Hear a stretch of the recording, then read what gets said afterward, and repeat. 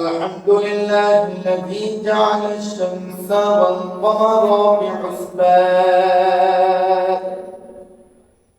والنجم والشجر يسجدان وفضل زمانا على زمان كما فضل مكانا على مكان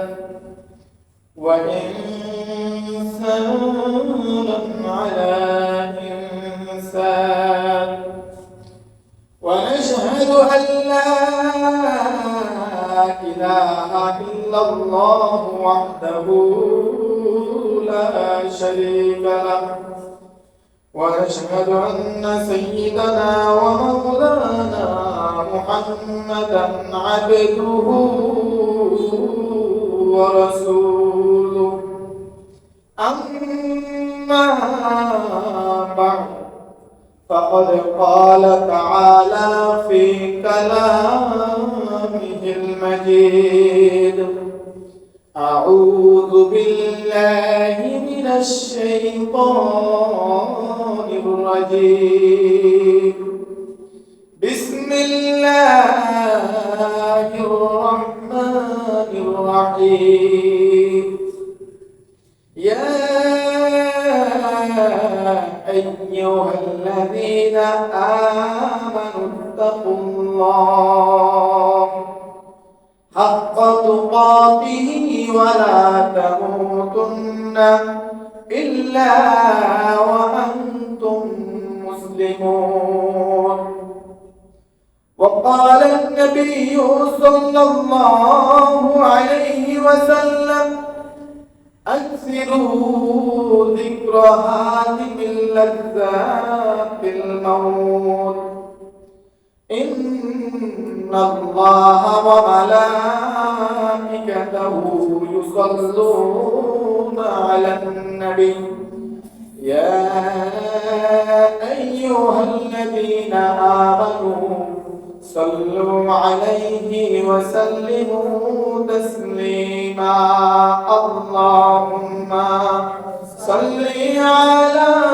سيدنا مولانا محمد وعلى آل سيدنا مولانا محمد اللهم صل على سيدنا مولانا محمد وعلى آل سيدنا مولانا محمد বন্দগীতে বান্দা তুমি এমন ভাবে হও দয়া বলে তোমায় দেখি বললে লাগবে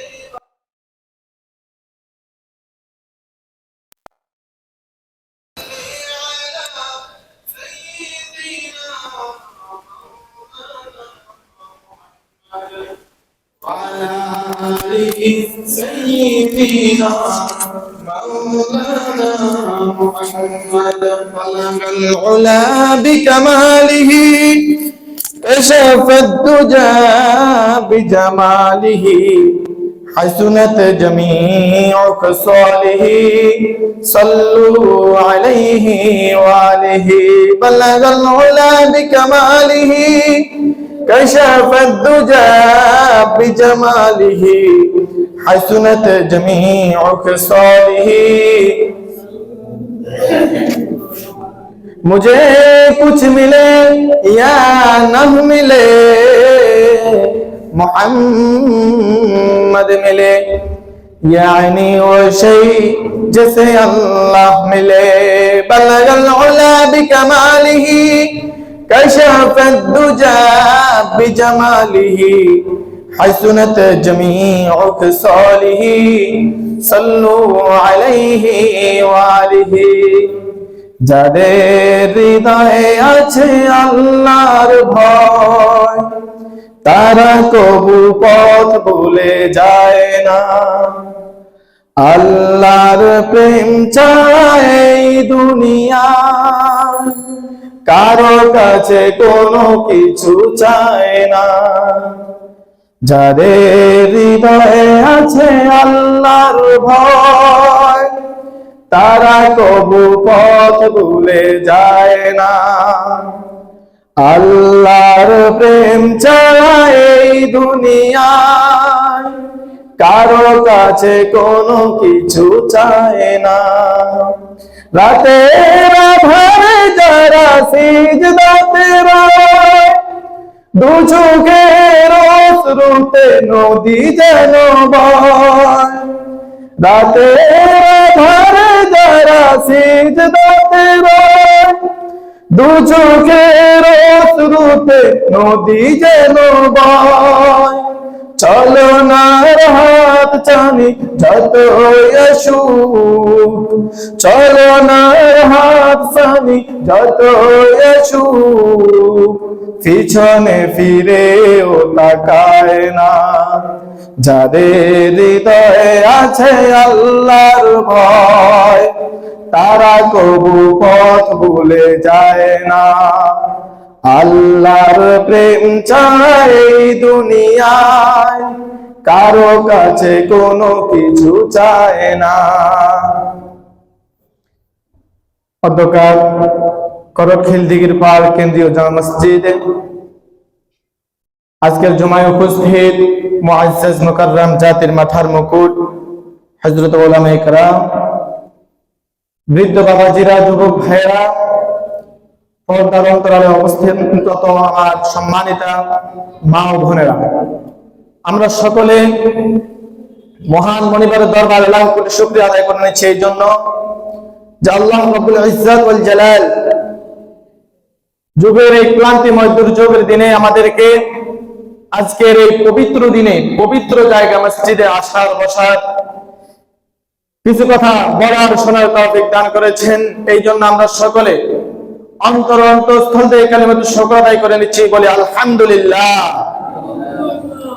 দুরূদ ও সালাম প্রেরণ করছি বিশ্ব মানবতার মুক্তির দিশারি আকায়ে নামদার তাজদার মদিনা সরকার দু আলম হযরত মুহাম্মদ রাসূল সাল্লাল্লাহু আলাইহি ওয়াসাল্লামের শানে আত্মার মাগফিরাত কামনা করছি। যাদের রক্তের বিনিময়ে, জীবনের বিনিময়ে আমরা এই দেশ পেয়েছি, একটি লাল সবুজের পতাকা পেয়েছি, একটি মানচিত্র পেয়েছি, তাদের মধ্যে থেকে যারা ঈমান নিয়ে অন্ধকার কবরে চলে গিয়েছেন, আল্লাহ রাব্বুল আলামিন তাদের কবর আযাব মাফ করে দিন, বলে আমিন। যারা জীবিত আছেন, আল্লাহ রাব্বুল আলামিন তাদেরকে ঈমানের সহিত নেক হায়াত দান করেন, সকলে বলে আমিন। সম্মানিত মুসল্লিয়ানে কেরাম, আজকে আমার আলোচ্য বিষয় হচ্ছে আল্লাহর ভয়। কি বলছি বলেন? আল্লাহর ভয়। আল্লাহ রাব্বুল আলামিন পবিত্র কালামে হাকিমে বলেন, ইয়া আইয়ুহাল্লাযীনা আমানুত্তাকুল্লাহ, হে ঈমানদারেরা, ও সমস্ত আমার বান্দারা যারা আমার উপর ঈমান এনেছো, তোমরা যারা নিজেদেরকে মুমিন বলে দাবি করো, তোমাদেরকে উদ্দেশ্য করে বলছি, তোমরা খেয়াল করো, ইত্তাকুল্লাহ, আমি আল্লাহকে ভয় করো। এই কথা বলে আল্লাহ রাব্বুল আলামিন আবার বলেন, হাক্কা তুকাতিহি, ভয় করি এটা অন্তরে বললে, মুখে বললে হবে না। মুখে বললাম আমি আল্লাহকে ভয় করি, কিন্তু আমি অন্তর দ্বারা আল্লাহকে ভয় করলাম না। এই ভয় আল্লাহ রাব্বুল আলামিন আপনার কাছ থেকে চায় না।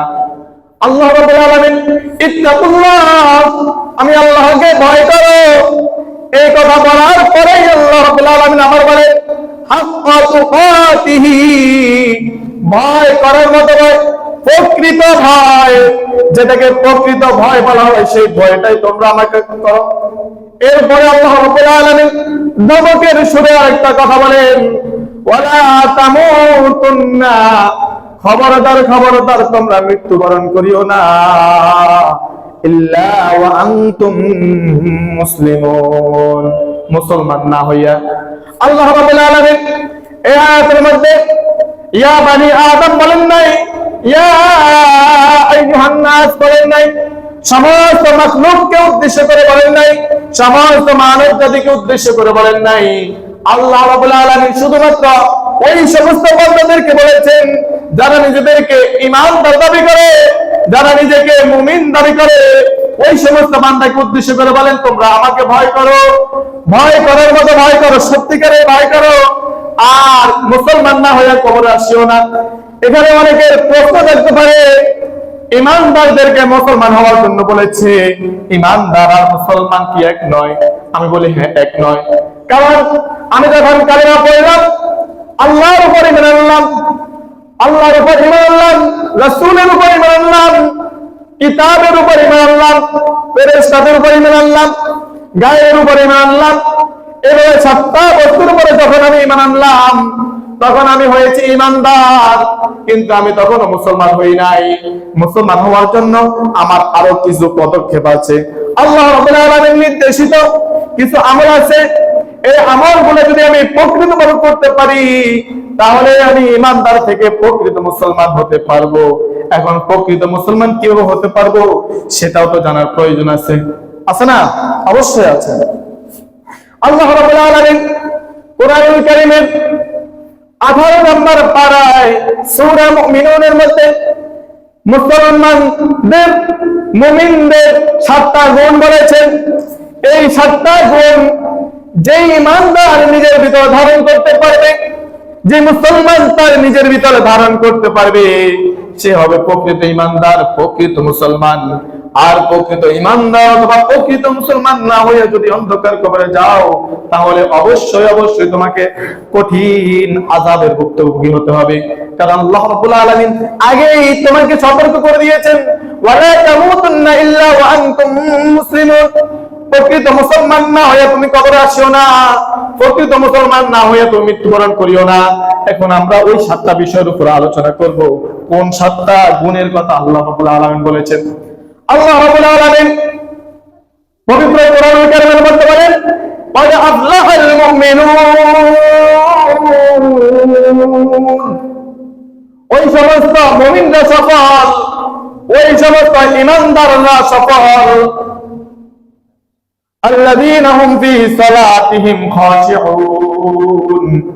যারা নামাজে বিনয় নম্রতা অবলম্বন করে, যারা নামাজ পড়ার সময় আল্লাহকে স্মরণ করে, যারা নামাজ পড়ে একমাত্র আল্লাহর জন্য, যারা নামাজ পড়ে আল্লাহকে ভয় করে, তাদের কথা আল্লাহ রাব্বুল আলামিন বলেছেন তারাই হলো সফলতা, তারাই সফল অর্জনকারী। এরপরে আল্লাহ রাব্বুল আলামিন 2 নম্বরে বলেন, যারা অহেতুক কথাবার্তা এড়িয়ে চলে, যারা অহেতুক কথাবার্তা বলে না, অহেতুক কোনো কথা বলতে পারে না, তারা হলো মুমিন, তারাই হলো সফল। 3 নম্বরে আল্লাহ রাব্বুল আলামিন বলেন, যারা যাকাত দানে সক্রিয়, যারা যাকাত দেয় তারাও সফল। 4 নম্বরে আল্লাহ রাব্বুল আলামিন বলেন, যারা নিজের যৌনাঙ্গকে হেফাজত করে, নিজের যৌন জীবনকে যারা হেফাজত করে, তারাও সফল, তারাও প্রকৃত ঈমানদার। 5 নম্বরে আল্লাহ রাব্বুল ইজ্জত ওয়াল জালাল বলেন, যারা আমানতদার। এখন তো আমরা আমানতদার লোককে বলতে পারি না, আমাদের কাছে আমানত আসলে আমরা এটাকে গনিমত মনে করি। যারা আমানত রক্ষা করে তাদের ব্যাপারে আল্লাহ রাব্বুল আলামিন বলেছেন তারা সফল। 6 নম্বর মুমিনের গুণ আল্লাহ রাব্বুল আলামিন বলেছেন, যারা ওয়াদা পরিপূর্ণ করে, যারা ওয়াদা ভঙ্গ করে না। 7 নম্বর আল্লাহ রাব্বুল আলামিন বলেন, যারা নামাজের ব্যাপারে খুবই যত্নবান। যত্নবান এর দ্বারা বোঝানো হয়েছে নামাজ সময় মতো আদায় করা। এক ওয়াক্তে নামাজ অন্য ওয়াক্তে পড়া, এটাকে যত্নবান বলা হয় না। আল্লাহ রাব্বুল আলামিন যত্নবানের তারা এখানে বুঝিয়েছেন যে নামাজের রক্ত হয়েছে, নামাজ পড়েছে, এরকম লোক যারা, তাদেরকে মুমিনের গুণ বলা হয়েছে। মুমিনের এই 7টা গুণ যদি আমি আমার অন্তরের মধ্যে ঢুকাতে পারি, আমি আমার ভিতরে ধারণ করতে পারি, তাহলে আমি একজন প্রকৃত মুসলমান হতে পারবো। আর যদি প্রকৃত মুসলমান হতে না পারি, তাহলে অন্ধকার কবরে আমি যখন যাবো আমায় কঠিন শাস্তি ভোগ করতে হবে। এখন অনেকের মনে প্রশ্ন আসতে পারে, আমার যে 7টা গুণ, এই 7টা গুণ আমি কখন নেব? কারণ আল্লাহ রাব্বুল আলামিন বলেছেন এই 7টা গুণ অর্জন করে প্রকৃত মুসলমান হয়ে তারপরে কবরে আসো। এখন তার বয়স 30 বছর, তিনি মনে মনে ভাবতেছেন আমার মৃত্যু তো আরো 30 বছর পর হবে, এখন আমার হাতে 30 বছরের সময় আছে, আমি আরো 25 বছর সমস্ত অহেতুক কাজ করবো, নাফরমানি করবো, শেষ 5 বছর আমি মক্কায় গিয়ে হজ করে এসে আমি আল্লাহর কাছে ক্ষমা চেয়ে ভালো হয়ে যাব। আর যার বয়স 30 বছর, যার বয়স 40 বছর, সে মনে মনে ভাবতেছে আমার হাতে এখনো 20 বছর সময় আছে। না, আমার হাতে কোনো সময় নাই, কারণ মৃত্যু আমার কখন আসবে এটা আমরা কেউ জানি না। আল্লাহ রাব্বুল আলামিন পবিত্র কোরআনুল কারীমের মধ্যে বলেন, কুল্লু নাফসিন যায়িকাতুল মাউত, প্রত্যেক প্রাণীকেই, প্রত্যেক নফসকে, প্রত্যেক প্রাণীকেই মৃত্যুর স্বাদ গ্রহণ করতে হবে, কিন্তু মৃত্যু কখন আসবে এটা আমরা জানি না। হযরত ইমাম মালিক রাহমাতুল্লাহি আলাইহি জীবনের দীর্ঘ 40 বছর মক্কায় ছিলেন। এরপরে ওনার মনে আক্ষেপ হলো, বয়স 40 বছর হয়ে গেছে, কখন জানে মৃত্যু চলে আসে। আর ওনার মনের আক্ষেপটা হচ্ছে উনি মৃত্যুর পরে মদিনায় ঘুমাবেন, রাসূলের রওজার পাশে ঘুমাবেন। রাসূল মদিনায় ঘুমিয়েছেন, রাসূলের রওজা মদিনায়, ওনার কবর মদিনায় হবে। এই আক্ষেপ থেকে তিনি মনে মনে আলাদা করলেন মদিনায় চলে যাবেন।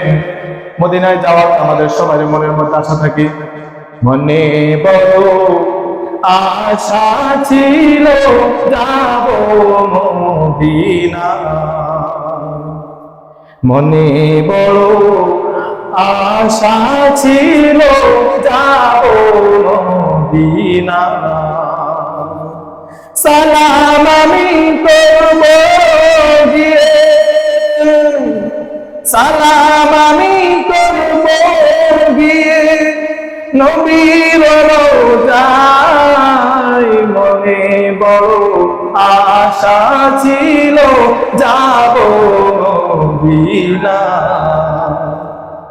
আরব সাগর পাড়ি দেব, নাই কো আমার তরি,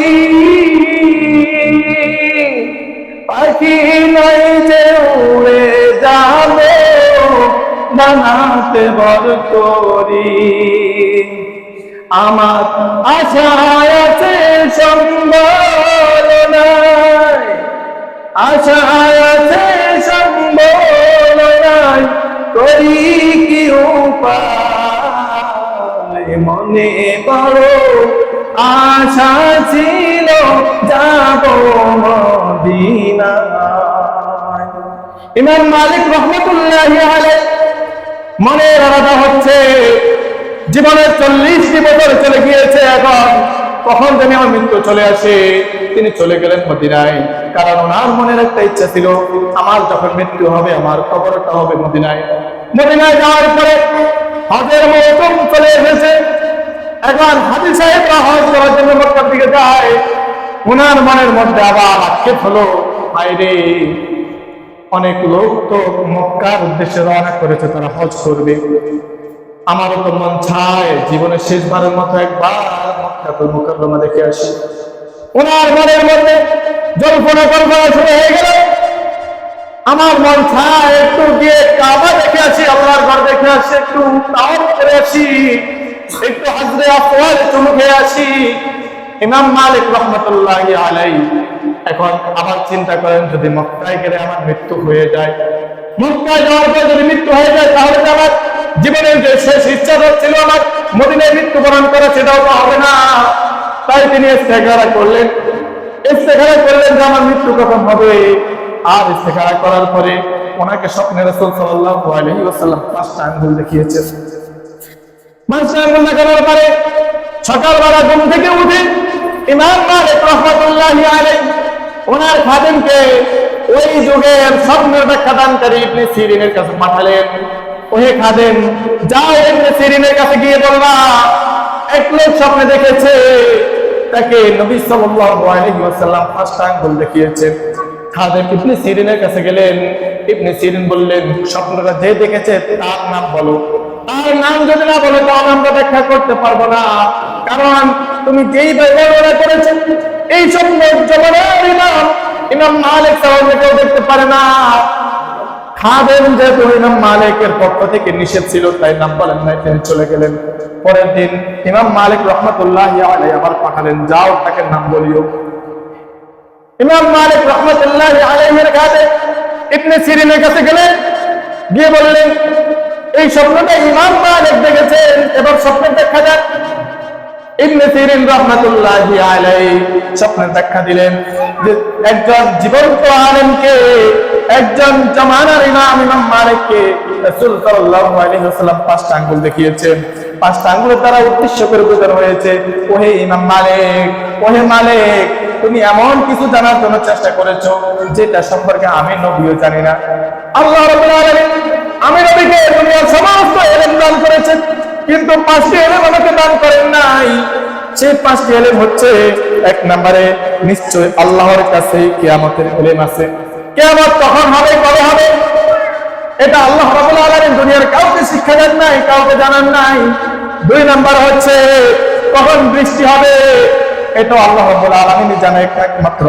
3 নাম্বার হচ্ছে ঘরের মধ্যে কোন সন্তান আছে, ছেলে নাকি মেয়ে, এটা একমাত্র আল্লাহ রাব্বুল আলামিন জানে। এখন অনেকের মনের মধ্যে প্রশ্ন আসতে পারে, হুজুর আমরা তো এখন আলট্রাসোনোগ্রাফি করার পরে দেখতে পারি ছেলে হবে না মেয়ে হবে। আমার একটা প্রশ্ন, যখন সন্তান গর্ভধারণ করে মায়েরা, আপনি 1 মাস 2 মাস পরে গিয়ে আলট্রাসোনো করেন, তখন তো কোনো আকৃতি আসবে না, তখন কিন্তু আপনি বলতে পারবেন না আপনার গর্ভের মধ্যে ছেলে সন্তান নাকি মেয়ে সন্তান। যখন আল্লাহ রাব্বুল আলামিন একটা আকৃতি দিয়ে দেন, তখন ডাক্তাররা বলতে পারে এটা ছেলে হবে না মেয়ে হবে। তাহলে আল্লাহ রাব্বুল আলামিন এই আকৃতির আগেও জানেন। আমরা যেটা জানি, আমাদের যে ফুটেলে আমরা দেখাই, হ্যাঁ আমরা জানি, ডাক্তাররা জানে, এটা কখন জানে? আল্লাহ রাব্বুল আলামিন সকল আকৃতি দেওয়ার পরেই তারপরে ডাক্তাররা জানে, এর আগে না। 4 নম্বরে কেউ জানে না আগামীকাল সে কি উপার্জন করবে, আগামীকালকে সে কি খাবে, তার রিজিকে কি আছে, এটা একমাত্র আল্লাহ রাব্বুল আলামিন জানেন। 5 নম্বরে একমাত্র আল্লাহ রাব্বুল আলামিন ছাড়া কেউ জানে না কখন কার মৃত্যু হবে। এই 5টা ইলম সম্পর্কে রাসূল সাল্লাল্লাহু আলাইহি ওয়াসাল্লাম নিজেও জানতেন না। তখন ইমাম মালিককে বলা হলো, ওহে ইমাম মালিক, ওহে মালিক, তুমি এমন ইলম সম্পর্কে জানার জন্য ইস্তেখারা করেছো যেই 5টি জ্ঞান সম্পর্কে আমি নবীও জানি না। সম্মানিত মুসল্লিনে কিরাম, সুতরাং বোঝা গেল মৃত্যু কখন আসবে এটা আমরা কেউ জানি না। সুতরাং মৃত্যুর আগে আগে আমাদেরকে আল্লাহ রাব্বুল আলামিন যে 7টা গুণ বলেছেন প্রকৃত মুসলমান হওয়ার জন্য, এই 7টা গুণ আমাদের ভিতরে ধারণ করতে হবে। কারণ আপনি যতই চেষ্টা করেন, মৃত্যু থেকে আপনার বাঁচার সুযোগ নাই। কারণ আল্লাহ রাব্বুল আলামিন পবিত্র কোরআন কারীমের মধ্যে বলেন, ইযা জাআ আজালুহুম ফাস্তাখিরুহু সাআতাও ওয়া লা ইস্তাকদিমুন। যখন তোমাদের মৃত্যুর সময় হয়ে যাবে, যখন তোমাদের এই দুনিয়া ত্যাগ করার সময় হয়ে যাবে, একটা মুহূর্ত পর্যন্ত দেরি করা হবে না, একটি সেকেন্ড দেরি করা হবে না, একটি মুহূর্ত দেরি করা হবে না, সঙ্গে সঙ্গে তোমার জান কবজ হয়ে যাবে। সম্মানিত মুসলমান ভাইরা আমার, একবার চিন্তা করুন, আমার মৃত্যু যদি নেককার অবস্থায় না হয়, বদকার অবস্থায় হয়, গুনাহ অবস্থা হয়, কি উপায় হবে? আল্লাহ রাব্বুল আলামিন যাকে বলেছে ইত্তাকুল্লাহ, আমি আল্লাহকে ভয় করো, হাক্কা তুকাতিহি, ভয় করার মতো ভয় করো। এখানের মধ্যে 2টা বিষয় বোঝা যায়। একটা হলো আমার ঘরের সামনে নর্তকীরা নাচ গান করতেছে, আমার ঘরের দরজা খুললেই আমি যেতে পারবো, সেখানে গিয়ে তাদের সাথে মজা করতে পারবো, মাস্তি করতে পারবো, আমার সে সুযোগ আছে।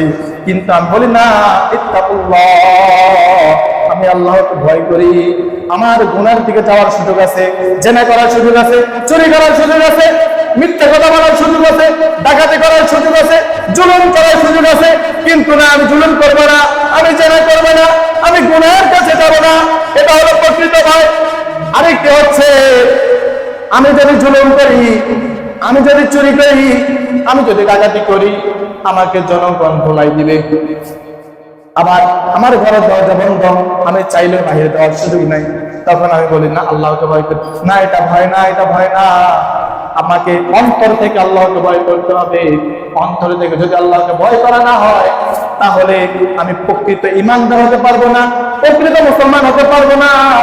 আর আল্লাহ রাব্বুল আলামিনকে যদি আমি আমার অন্তর থেকে ভয় করি, প্রকৃতভাবে ভয় করি, তাহলে ওই 7টা গুণ আমি আমার ভিতরে ঢুকাতে পারবো। এখন আমরা আল্লাহকে ভয় করি, আবার 31 নাইট পালন করি, আমি নামাজ পড়ি, আমি রোজা রাখি, আমি যাকাত দেই, আমি হজ করি, আবার সমাজের সমস্ত পাপাচারের সাথে আমি যুক্ত আছি। আমি হজ করে এসেছি, হজ করে এসে আমি সুদের ব্যবসা করি, আমি 5 ওয়াক্ত নামাজ পড়ি, নামাজের গ্যাপে গ্যাপে আমি আমার অফিসের মধ্যে ঘুষ লই। এখন অনেকের প্রশ্ন আসতে পারে, তাহলে এই লোক তো নামাজও পড়ে, ঘুষ নেয়, নামাজও পড়ে, সুদও খায়, হজও করে, যাকাতও দেয়, আবার চুরি চামারিও করে, সমাজের মাতবরি করে, আবার সমাজের মধ্যে পাপাচার যা আছে সেগুলাও করে, অনৈতিক কাজ করে, তাহলে কি এই লোক মুমিন কিনা? আমি বলবো না, এই লোক মুমিন না। কারণ প্রকৃত মুমিন যে হবে, প্রকৃত আল্লাহকে যে ভয় করবে, সে কখনো জুলুম করতে পারে না, সে কখনো অন্যের হক নষ্ট করতে পারে না, সে কখনো সুদ খেতে পারে না, সে কখনো ঘুষ খেতে পারে না। এই কারণে আল্লাহকে যদি ভয় করতে হয়, ভয় করার মতো ভয় করতে হবে। এখন আল্লাহকে ভয় করে যদি 31 নাইট পালন করি, তাহলে কি আমার আল্লাহকে ভয় করা হলো কিনা? হলো না। 31 নাইট সামনে আসছে আমাদের, সম্মানিত মুসলিম কেরাম, বুঝার বিষয় আছে। 31 নাইট এটা হলো খ্রিস্টানদের কালচার। এখন খ্রিস্টানদের কালচার আমরা আমাদের কাছে নিয়ে নিয়েছি। সম্মানিত মুসলিম কেরাম, আমরা মুসলমান হিসেবে আমাদের স্মরণ করার দরকার ছিল, আমাদের হুঁশের রাখার দরকার ছিল আরবি হিজরি সন। কিন্তু আমাদের সমাজে 99% জন মানুষ পর্যন্ত আজকে আরবি কয় তারিখ এটা বলতে পারবে না। আমরা বাঙালি হিসাবে আজকে বাংলা কয় তারিখ এটা অনেকে জানে না, কিন্তু 31 নাইট এটা পালন করার জন্য আমরা সবাই ব্যস্ত হয়ে আছি। তখন 31 তারিখ আসবে, 31 তারিখ রাত্রে 12টা 1 মিনিট বাজবে, এটার জন্য সবাই প্রস্তুত থাকি। 12টা 1 মিনিট হয়ে যাওয়ার সঙ্গে সঙ্গে শহর গলিতে গলিতে আমরা বিভিন্ন নাচ গানের সাথে বিভিন্ন হই হুল্লোড় শুরু করে দেই। আর এটার দ্বারা যে আমার গুনাহ হচ্ছে, এটা আমরা কেউ খেয়াল করি না। সম্মানিত মুসলিম কেরাম, এই 31 নাইট পালন করতে গিয়ে 1999 সালের 31শে ডিসেম্বর রাত 12টার সময় ঢাকা বিশ্ববিদ্যালয়ে এক তরুণীকে ধর্ষণ করেছে 12 জন মিলে। এই 31 নাইট পালন করতে গিয়ে সে তাদের মধ্যে প্রধান হয়েছিল, তার নাম ছিল মানিক। ঢাকা বিশ্ববিদ্যালয়, রাজশাহী বিশ্ববিদ্যালয়ের তৎকালীন সময়ে একটা ছাত্র সংগঠনের সে সাধারণ সম্পাদক ছিল। সম্মানিত মুসলিম কেরাম, 31 নাইট পালন করতে গিয়ে একটা তরুণী ধর্ষণ হয়েছে, আজও পর্যন্ত তার বিচার হয় নাই। এখানে ছেলে যেমন দোষী, মেয়েও সমপরিমাণ দোষী। তাহলে 31 নাইট পালন করার জন্যই সে বেরিয়েছে। আর মদ খেয়ে ওই সমস্ত যুবকরা মদ খেয়ে সেখানে মধ্যে ঘোরাফেরা করতেছে, মাতাল হয়ে ঘোরাফেরা করছে। আর এই অবস্থায় ওই তরুণীকে সামনে পেয়ে তারা তাদের নিজেদের অসুস্থকে তারা কন্ট্রোল করতে পারে নাই। নিজের অসুস্থকে তারা কন্ট্রোল করতে না পারে, তারা ওই তরুণীর উপর তারা ঝাঁপিয়ে পড়েছে, তারা ওই তরুণীকে ধর্ষণ করেছে। 10-12 জন মিলে এই 31 নাইট পালন করতে গিয়ে। সম্মানিত মুসলিম কেরাম, এই 31 নাইট এটা ইংরেজদের অবদান। এখন ইংরেজরা আমাদেরকে কি দিয়েছে সেটা আমাদের জানার দরকার আছে। ইংরেজরা আমাদেরকে অনেকগুলো উপহার দিয়েছেন, তার মধ্যে 1 নম্বর উপহার হচ্ছে আমাদের ভারতবর্ষের যুগশ্রেষ্ঠ ওলামায়ে কেরামদেরকে তারা ফাঁসির কাছে ঝুলিয়েছে। এখন তাদের জন্য আমরা উদযাপন করি, তাদের দিনগুলো আমরা আমাদের দিন হিসেবে উদযাপন করি। এই ইংরেজরা আমাদের সন্তানদেরকে দ্বীনি শিক্ষা থেকে দূর করেছে। এই ইংরেজরা আমাদের যুব সমাজকে নষ্ট করেছে, আমাদের তরুণ সমাজকে নষ্ট করেছে, আমাদের মা বোনদেরকে পর্দাহীন করেছে, আমাদের মা বোনদের মাথার মধ্যে সর্বাধিকার নামক বিষয়টা মাথায় ঢুকিয়ে দিয়েছে ইংরেজরা। আজকে সেই ইংরেজদের ইংরেজি সব 31 নাইট পালন করার জন্য আমরা ব্যস্ত হয়ে থাকি। সম্মানিত মুসলিম কেরাম, আল্লাহ রাব্বুল আলামিন পবিত্র কোরআনুল কারীমের মধ্যে বলেন, ও ঈমানদারেরা, হে ঈমানদারেরা, তোমরা কাফের বেদিন যারা রয়েছে তাদের সাথে বন্ধুত্ব স্থাপন করো না, তাদের আদর্শ গ্রহণ করো না, তাদেরকে আত্মীয় স্বজন মনে করো না। কারণ তাদেরকে তুমি যতই বন্ধু মানাও, তাদের সাথে যতই তুমি আত্মীয়তার সম্পর্ক করো, কিন্তু তারা কখনো তোমাদের বন্ধু হবে না। তারা একে অপরের বন্ধু। তাদের সাথে যদি তুমি বন্ধুত্ব করো, তাদের সাথে যদি তুমি মুআমালাত করো, সম্পর্ক করো, তাহলে মনে রেখো তুমিও তাদের দলের অন্তর্ভুক্ত। এখন আপনাদের কাছে একটা প্রশ্ন, 31st নাইট ইংরেজদের ভূমিকা ছিল, এখন আমরা মুসলমান হয়ে 31st নাইট পালন করি, তাহলে আমরা কি মুসলমান হইলাম না ইংরেজদের দল হয়ে গেলাম? কথা বলেন সবাই, আমরা কি মুসলমান হইলাম? আর আমরা তো তাদের দলভুক্ত হয়ে গেলাম। আল্লাহ বলেছেন, এটা আমার বানানোর কথা না। লজ্জা থাকা উচিত। বাবা তার যুবতী মেয়েকে ছেড়ে দেয় 31st নাইট পালন করার জন্য। আমরা খবর রাখি না আমার সন্তান কি করে। বাবা তার যুবক ছেলেকে ছেড়ে দেয়, ছেলে মদ খায়, গাঁজা খায়, মাতাল হয়ে 31st নাইট পালন করে শহরের অলিতে গলিতে তারা মানুষ কুড়ায়, আর এটা তারা অনেক মানুষের ক্ষতি হয়। এটা আমরা চিন্তা করি না, আমরা সেই বিজেপিদের কালচার নিয়ে পড়ে আছি। অথচ আল্লাহ রাব্বুল আলামিন বলেছেন, তোমাদের জন্য উত্তম আদর্শ হচ্ছে তোমাদের রাসূলের মধ্যে, তোমাদের রাসূল হচ্ছে তোমাদের উত্তম আদর্শ। এখন সেই উত্তম আদর্শকে আমরা গ্রহণ না করে আমরা সেই ইংরেজদের, পশ্চিমাদের কালচারকে আমরা ধারণ করছি, তবে আমরা ফিরবো। সম্মানিত মুসলিম কেরাম, আসুন আমরা নিজেদের জায়গা থেকে সতর্ক হয়ে নিজে নিজে প্রতিজ্ঞাবদ্ধ হই যে আমি 31st নাইট পালন করব না, আমার সন্তানকে 31st নাইট পালন করতে দেব না, আমার ভাইকে দেব না, আমার বন্ধু বান্ধবকে দেব না। এটা নিজে নিজে আমরা প্রতিজ্ঞাবদ্ধ হই, তাহলে সমাজ পরিবর্তন করা সম্ভব। আর যদি প্রতিজ্ঞাবদ্ধ হতে না পারি, তাহলে সমাজ পরিবর্তন করা আদৌ সম্ভব হবে না। সবাই ইনশাআল্লাহ প্রতিজ্ঞাবদ্ধ হতে পারেন তো? 31st নাইট পালন করবেন সবাই? করবেন? যে না করবেন? ইনশাআল্লাহ আমরা কেউ 31st নাইট পালন করব না। আল্লাহ রাব্বুল আলামিন এই 31st নাইট নামাকে হারাম কাজ থেকে আমাদের সবাইকে বিরত রাখুন, সকল বলে আমিন। যে কথাগুলো বলেছি আল্লাহ রাব্বুল আলামিন আমল করতে তৌফিক দান করেন, সকল বলে আমিন। ওয়া আখিরু দাওয়ানা আলহামদুলিল্লাহি রাব্বিল আলামিন।